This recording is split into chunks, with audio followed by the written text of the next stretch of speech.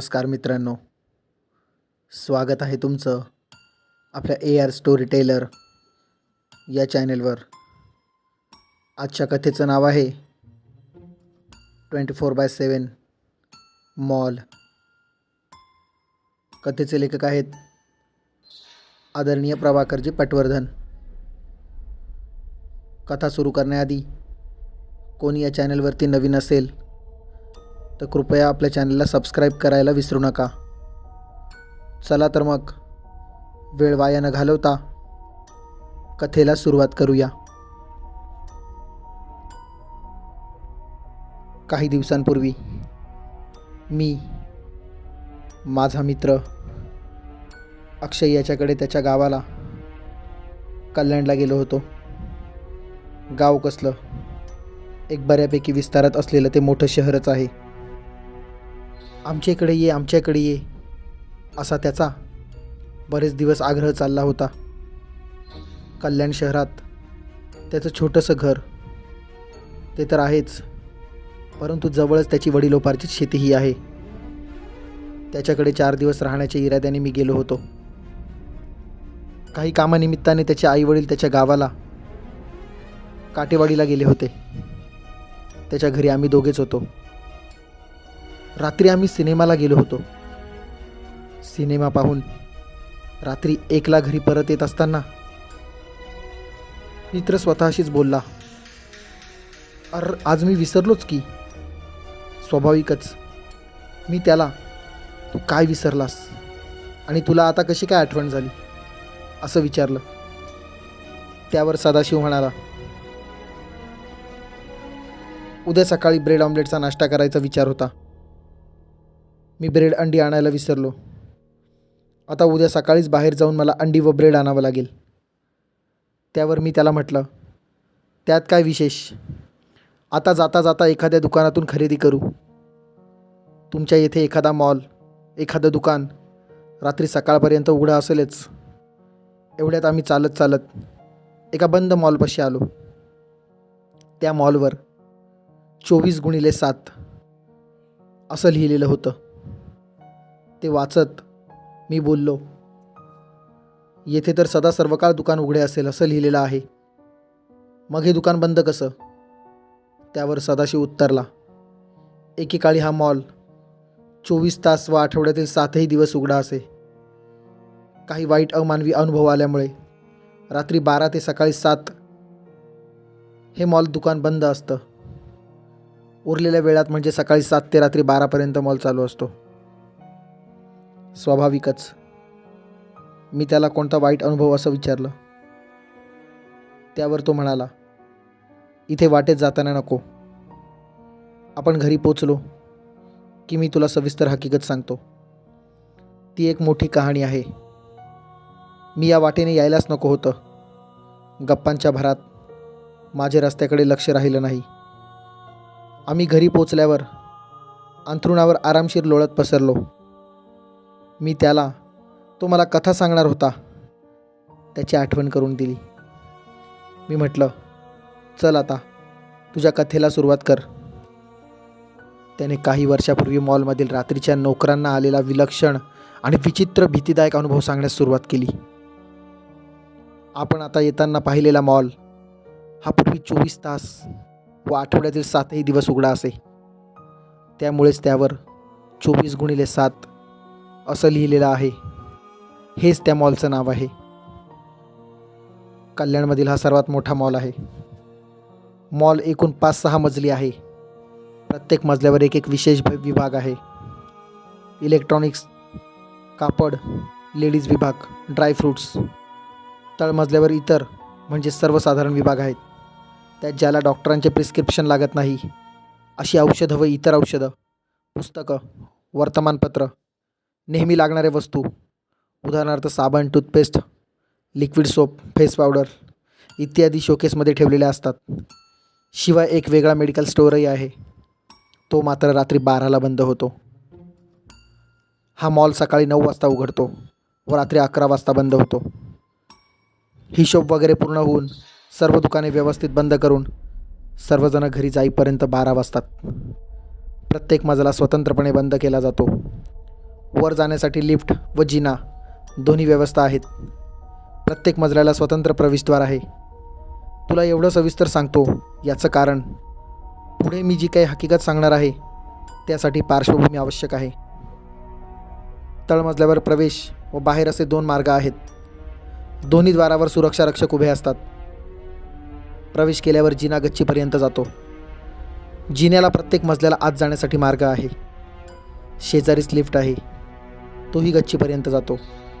शिवाय तळघरही आहे, तिथे माल साठवला जातो.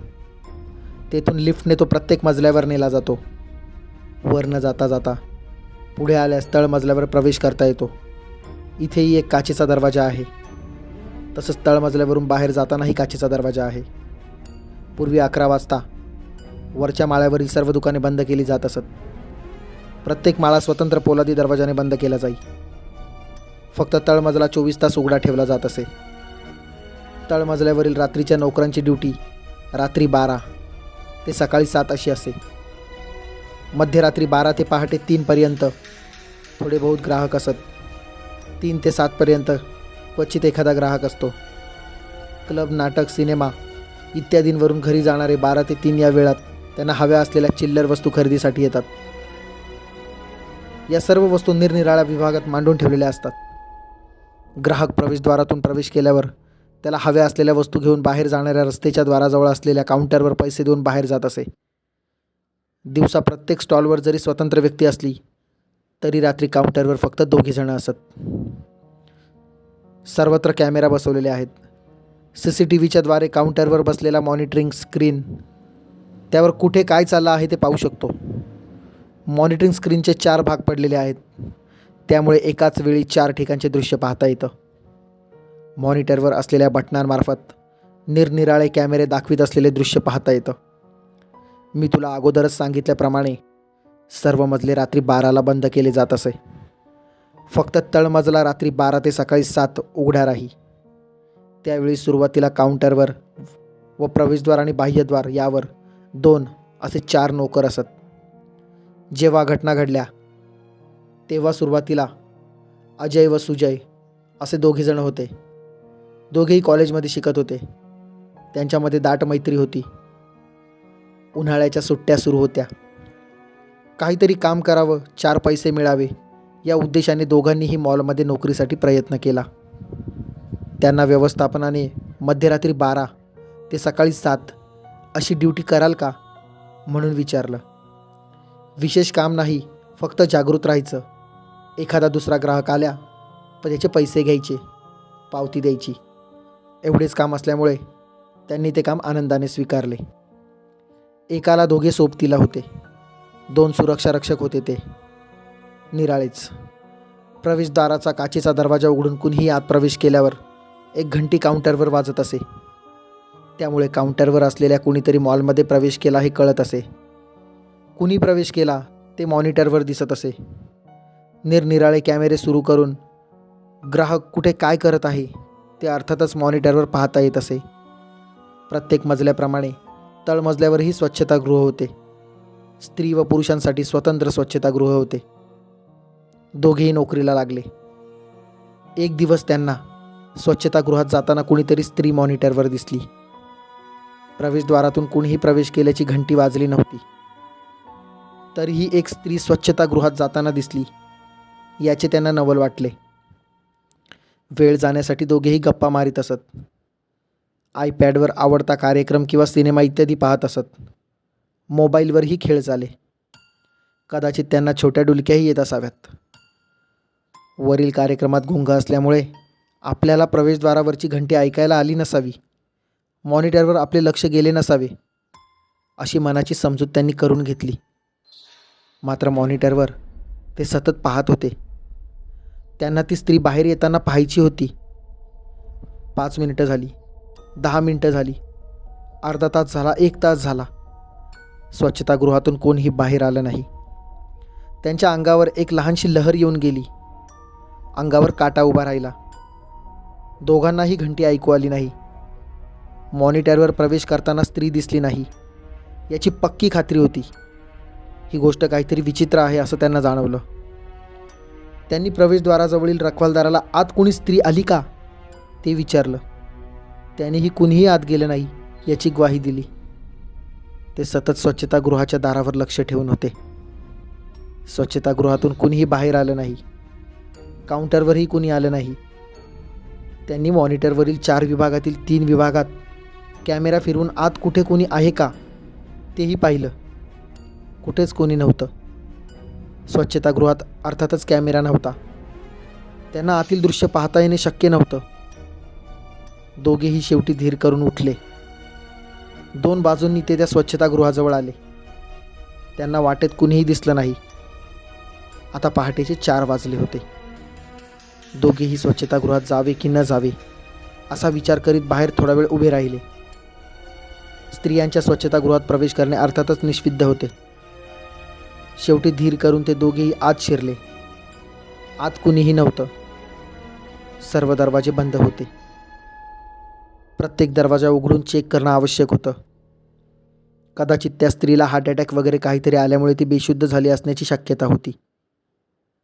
एवढ्यात एका बंद दरवाजा आडूनच फ्लशचा आवाज आला. दोघेही चमकले पुतळ्यासारखे. ते जागच्या जागीच उभे राहिले. आतून कुणीही बाहेर आलं नाही.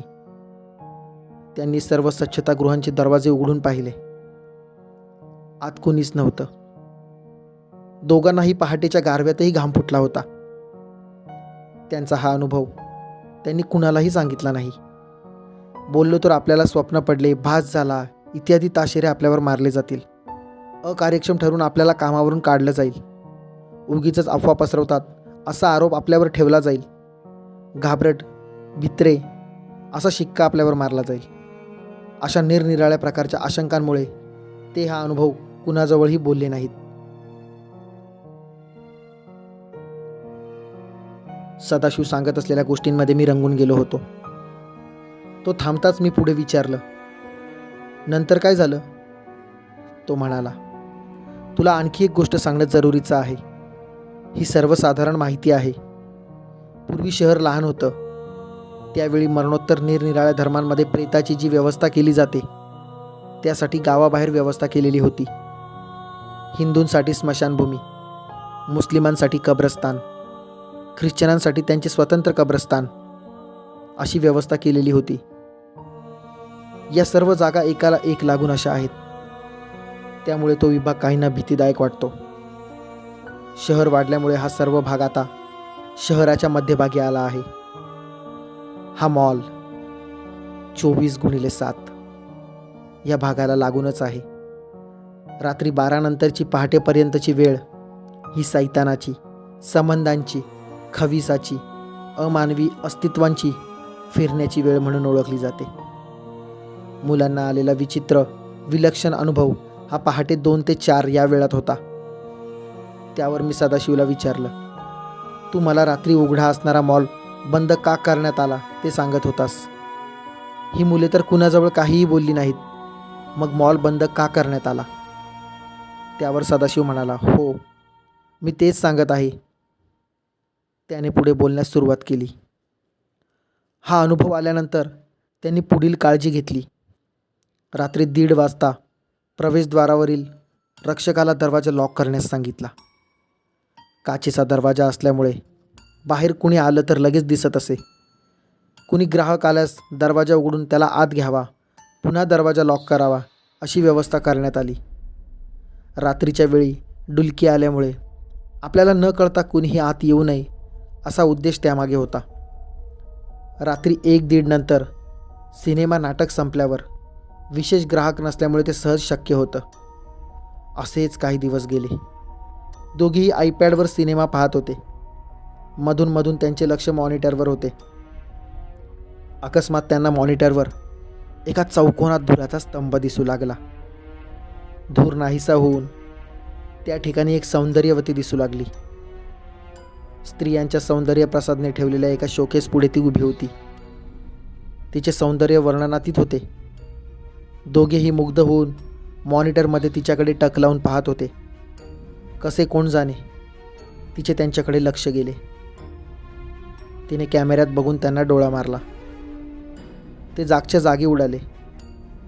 आपण तिच्याकडे टक लावून पाहत आहोत हे तिच्या कसं लक्षात आलं तेच त्यांना कळत नव्हतं. डोळा मारून दोघांकडे हसून पाहिल्यानंतर ती स्त्री सौंदर्यप्रसादने पाहण्यात पुन्हा मग्न झाली. ती सौंदर्यवती धुराच्या स्तंभातून निर्माण झाली आहे हे त्यांना आठवलं. या गोष्टीचा छडा लावायचाच असं त्यांनी ठरवलं. पुन्हा मागच्याप्रमाणे 2 बाजूंनी ते शोकेस जवळ आले. त्यांना वाटेत कुणीही भेटलं नाही. शोकेस जवळही कुणी उभी नव्हतं. त्यांनी स्वच्छतागृहही नीट पाहिलं, कुठंही कोणी नव्हतं.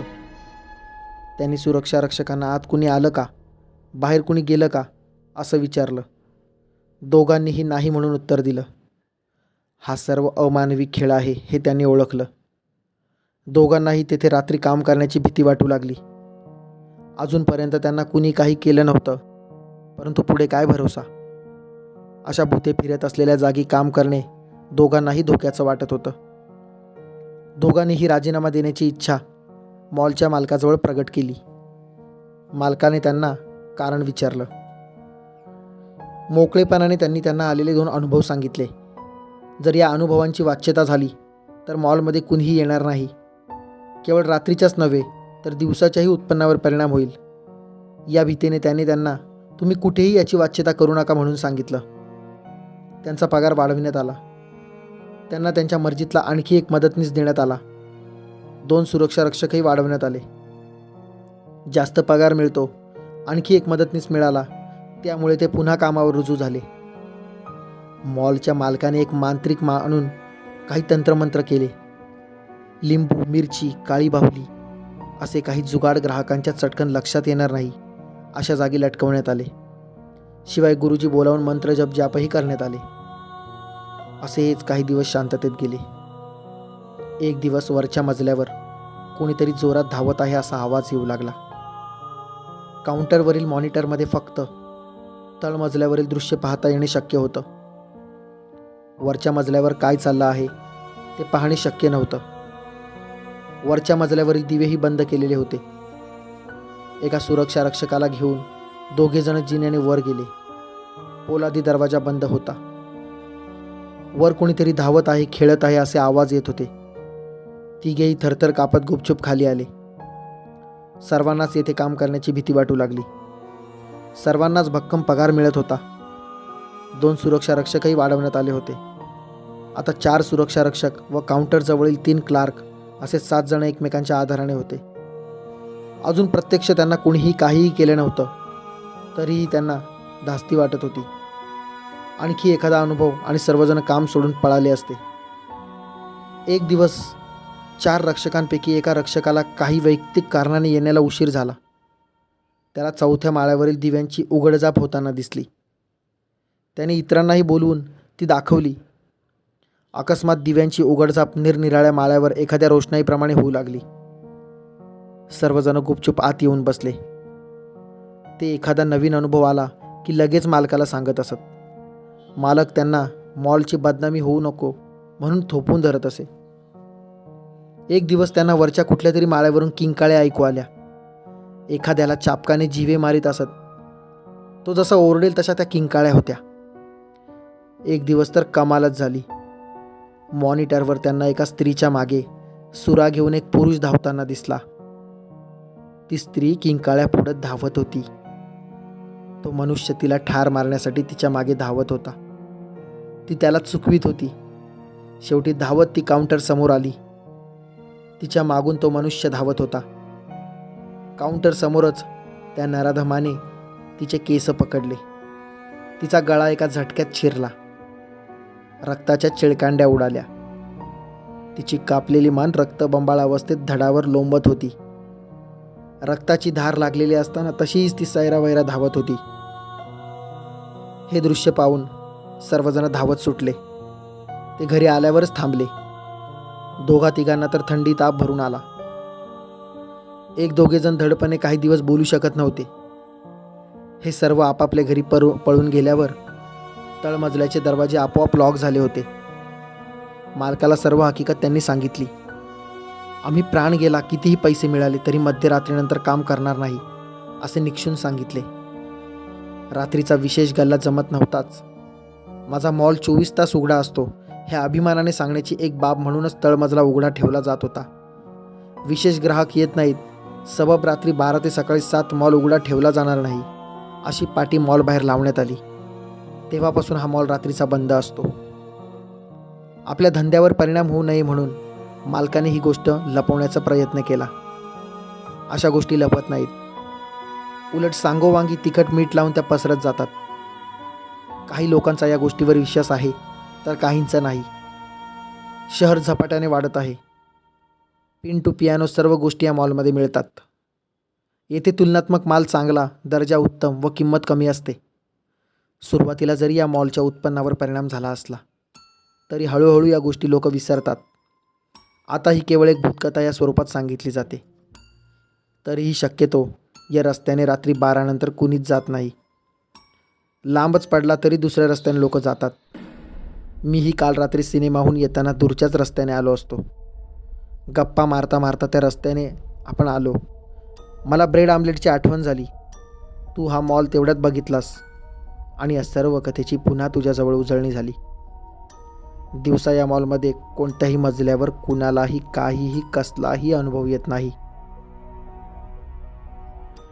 तर मित्रांनो, ही कथा तुम्हाला कशी वाटली हे कमेंट करून नक्की सांगा. आणि कथा जर तुम्हाला आवडली असेल तर कथेला लाईक करा, कमेंट करा आणि आपली कथा ही सर्व लोकांपर्यंत जास्तीत जास्त शेअर करा. आणि हो, आपल्या चॅनलला सबस्क्राईब करायला मात्र विसरू नका. धन्यवाद.